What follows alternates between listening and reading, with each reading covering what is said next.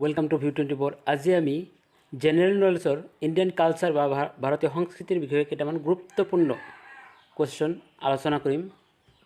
আহিবলগীয়া কম্পিটিটিভ এক্সামত আপোনাৰ এইটো বহুত দৰকাৰী হ'ব আৰু বহুত কামত দিব বুলি মই আশা কৰোঁ। চলক ভিডিঅ'টো দেৰি নকৰি আৰম্ভ কৰোঁ। প্ৰথম কুৱেশ্যন, আমাৰ ৰাষ্ট্ৰীয় পতাকাৰ দৈৰ্ঘ্যৰ সৈতে প্ৰস্থৰ অনুপাত হৈছে, অপশ্যন দি আছে 3:5, 2:3, 2:4, 3:4। যেটো ৰাষ্ট্ৰীয় পতাকা আছিল সেইটোৰ দৈৰ্ঘ্যৰ সৈতে প্ৰস্থৰ অনুপাত কি?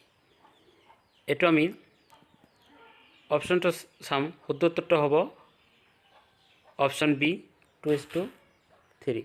ঠিক আছে। নেক্সটত ৰবীন্দ্ৰনাথ ঠাকুৰ জনগণ মনক, আমাৰ জনগণ মন যিটো আছে ভাৰতীয় ৰাষ্ট্ৰীয় সংগীত হিচাপে গ্ৰহণ কৰা হৈছে। উক্ত গীতটোক কিমান স্তৱক গ্ৰহণ কৰা হৈছে? এইটো অপশ্যনবিলাক দিয়া আছে, অপশ্যনবিলাক চাই ল'ব। শুদ্ধ উত্তৰটো হ'ব অপশ্যন এ, কেৱল প্ৰথম স্তৱক। ঠিক আছে, কেৱল প্ৰথম স্তৱক। নেক্সট কুৱেশ্যন যাম। ভাৰতীয় শাস্ত্ৰীয় নৃত্যৰ মূল উৎস নাট শাস্ত্ৰ ৰচনা কৰিছিল কোনে? ভাৰতীয় যিটো শাস্ত্ৰীয় নৃত্য আছিল সেইটো নাট শাস্ত্ৰটো কোনে ৰচনা কৰিছিল? ইয়াত অপশ্যনবিলাক দিয়া আছে, নাৰামণি, ভাৰতমণি, অভিনৱ গুপ্ত, টাণ্ডুমণি। শুদ্ধ উত্তৰটো হ'ব অপশ্যন বি, ভাৰতমণি। ঠিক আছে। নেক্সটত দাণ্ডিয়া হৈছে এক জনপ্ৰিয় নৃত্য। দাণ্ডিয়া কোন দেশৰ এক জনপ্ৰিয় নৃত্য? এইটো অপশ্যনবিলাক দিয়া আছে, পাঞ্জাৱ, গুজৰাট, তামিলনাডু, মহাৰাষ্ট্ৰ। ইয়াত শুদ্ধ উত্তৰটো হ'ব অপশ্যন বি, গুজৰাট। গুজৰাট দাণ্ডিয়া গুজৰাটৰ এটা জনপ্ৰিয় নৃত্য। ঠিক আছে।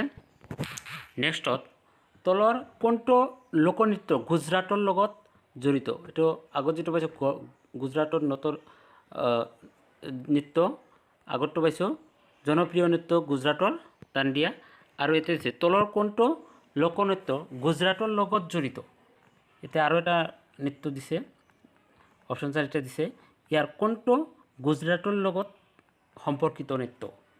এইটো শুদ্ধ উত্তৰটো হ'ব অপশ্যন বি, গৰবা। গৰবা হৈছে গুজৰাটৰ লগত জড়িত এটা নৃত্য। ঠিক আছে। নেক্সটত মোহিনীয়াট্টম নৃত্যৰ পৰা বিকশিত হৈছিল মূলত কোনখন ৰাজ্য? যিটো মোহিনীয়াট্টম নৃত্য আছিল সেইটোৰ পৰা কোনটো ৰাজ্যৰ পৰা বিকশিত হৈছিল? মানে ইয়াত অপশ্যনবিলাক দিয়া আছে, তামিলনাডু, উৰিষ্যা, কেৰেলা, কৰ্ণাটক। ইয়াত শুদ্ধ উত্তৰটো হ'ব অপশ্যন চি, কেৰেলা। কেৰেলাৰ পৰা মোহিনীয়াট্টম নৃত্যৰ বিকশিত হৈছিল। ঠিক আছে।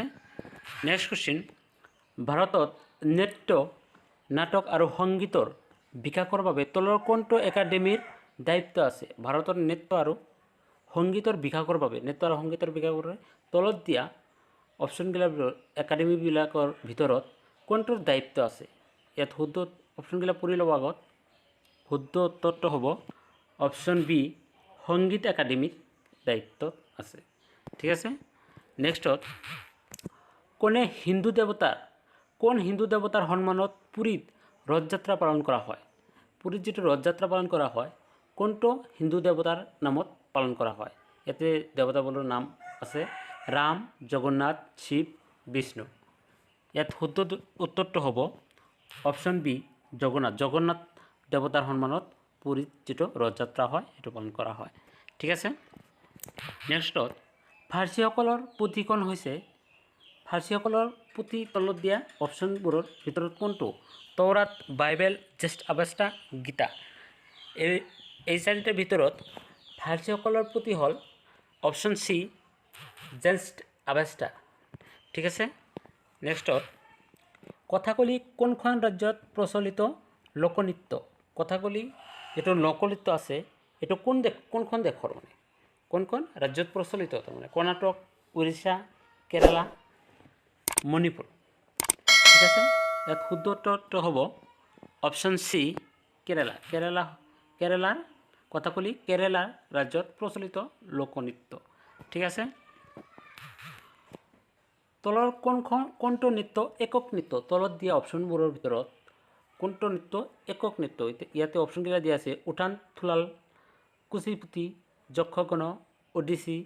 এইটো শুদ্ধ উত্তৰটো হ'ব অপশ্যন এ, উঠান থোল্লাল এইটো হ'ল একক নৃত্য ঠিক আছে নেক্সটত কোন চনত প্ৰথমবাৰৰ বাবে জাতীয় সংগীত গোৱা হৈছিল আমাৰ যেটো জাতীয় সংগীত আছে হেতু প্ৰথমে কোন চনত গোৱা হৈছিল মানে গাইছিল ঠিক আছে অপশনগুলো দিয়া আছে চাই লব শুদ্ধ উত্তৰটো হ'ব অপশন এ 1911 চনত ঠিক আছে নেক্সটত সাহিত্য একাডেমীৰ মুখ্য কাৰ্যালয় আছে তলত দিয়া অপশনবিলাক চাই ল'ব মানে সাহিত্য একাডেমী যেটো মুখ্য কাৰ্যালয় আছে হেতু ক'ত আছে মানে মুম্বাই চেন্নাই নিউ দিল্লী বা নতুন দিল্লী এণ্ড কলকাতা শুদ্ধ উত্তৰটো হ'ব অপশন সি নতুন দিল্লীত সাহিত্য একাডেমীৰ মুখ্য কাৰ্যালয়খন আছে ঠিক আছে নেক্সটত